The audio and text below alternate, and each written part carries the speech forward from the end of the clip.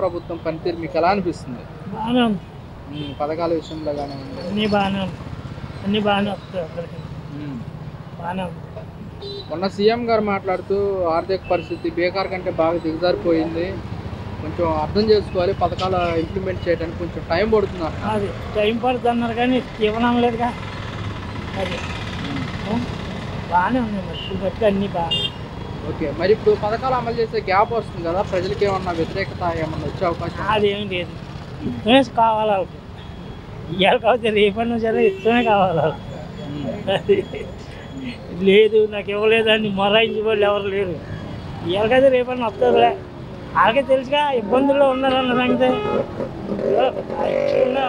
పథకాలు తీసుకున్న వాళ్ళకి కూడా తెలుసు ఇబ్బందుల్లో ఉన్నారని చెప్పేసి. మరి ఇప్పుడు జగన్మోహన్ రెడ్డి అందరికీ మొత్తం పథకాలు ఇచ్చేసి ఖజానా ఖాళీ చేశాడు, ఖజానా కొంచెం పుంజుకోగానే ఇస్తాము, ఇవ్వమనట్లేదని చెప్పేసి కూడా అంటే ఇప్పుడు అది ఇది కూడా ఉంటుంది. ఎందుకంటే మరి అది నిజంగా యాక్చువల్గా అందరికీ ప్రజలందరికీ తెలుసున్నది. ఉన్న మట్టిగా అంత పంచిపెట్టేది అన్నారు. మరి అవన్నీ వీళ్ళు పూడ్చుకోవాలిగా. పూడ్చుకుని మళ్ళీ అన్ని వరుసగా ఇస్తున్నారు. కొన్ని పథకాలు ఇస్తున్నారు కాబట్టి కొన్ని ఇస్తున్నారు, కొంతమందికి ఇస్తున్నారు. కేంద్రం మనకి నిధులు ఇచ్చింది అమరావతికి, అలాగే స్టీల్ ప్లాంట్కు, ఆ నిధులను మన పథకాలకి మళ్లించలేము అని చెప్పేసి కూడా సీఎం గారు అంటున్నారు. మరి అది పెద్దల విషయం కదా, అది వాళ్ళకి తెలియాలి. ఈ లోకల్గా అయితే మనం ఏమైనా చెప్పగలుగుతాం కానీ ఆ పెద్ద విషయాలు మనం చెప్పలేంగా. ఓకే, కొంతమంది అంటున్నమాట జగన్మోహన్ రెడ్డి ప్రభుత్వంలోనే మాకు పథకాలు వచ్చాయి. పథకాలు అప్పో చేసి ఇచ్చేసేవాడు. మరి వీళ్ళేమో గుంజుకుని ఇవన్నీ చూసుకుని ఇవన్నీ బొక్కలన్నీ పూడ్చుకుని చేసుకుని వీళ్ళకి కొంచెం టైం పడుతుంది. వైఎస్ఆర్ కాంగ్రెస్ పార్టీకి ఎంపీ విజయసాయి రెడ్డి రాజీనామా చేశారు.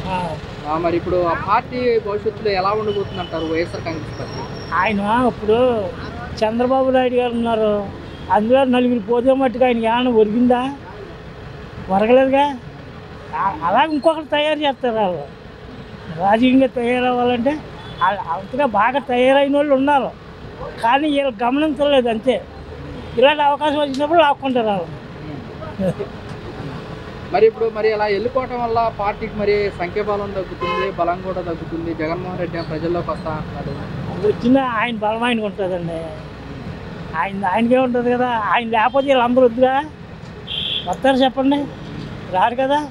అది చంద్రబాబు నాయుడు గారు ఉన్నారు, పవన్ కళ్యాణ్ గారు ఉన్నారు, అక్కడ కేంద్రం వాళ్ళు వచ్చారు. వాళ్ళు వచ్చిన మూలానే అందరూ చంద్రబాబు నాయుడు అని చూసిన చంద్రబాబు నాయుడిని, ఈయన చూసిన వాళ్ళు వీళ్ళని అలాగే వేసారు. కానీ లేకపోతే వీళ్ళు ప్రత్యేకంగా వీళ్ళు ఒక్కరు చంద్రబాబు నాయుడు కానీ పవన్ కళ్యాణ్ కానీ మళ్ళీ పార్టీ పెడితే మళ్ళీ జగనే వద్దులు. ఎందుకని అంటారు? ఎందుకంటే ఆ ఓట్లు పోవు, కాంగ్రెస్ ఓట్లు పోవు. ఈ ఓట్లు చేరుతాయి తప్ప కాంగ్రెస్ ఓట్లు అసలు చేరవు. మీరు ఎవరినన్నా సరే అడగని చెప్తారు. విజయసాయి రెడ్డి గారు కూడా రాజీనామా చేసినప్పుడు కొంతమంది విలేకరులు అడిగారు, మీరు రాజీనామా చేస్తున్నారు పార్టీ కష్టకాలంలో ఉన్నప్పుడు అంటే, విజయసాయి రెడ్డి గారు నాలాంటి వాళ్ళు 1000 మంది రాజీనామా చేసినా కానీ జగన్ ప్రజాదరణ కలిగిన వ్యక్తి అని చెప్పేసి కూడా అన్నారు. అంతేగా మరి ఇప్పుడు ఆయన చేసాడంటే ఎక్కడ ఇవ్వాలా ఇచ్చిపడదాకండి వాళ్ళకి. అందులో తీయండి, అందులో తీసి ఇందులో మార్చి పడేసేవాడు అంతే కదా. ప్రజలకి డబ్బులు ఇచ్చి కానీ బట్టి ఆపేవాడు కాదు. వీళ్ళు అంటే మరి అన్నీ చూసుకుని ఇద్దరు అన్నట్టుగా ఆలోచనలో వీళ్ళు ఉన్నారు. అది మరి వాళ్ళు వచ్చే గట్టి దెబ్బలే తగిలినగా, వరద దెబ్బ మామూలు దెబ్బ.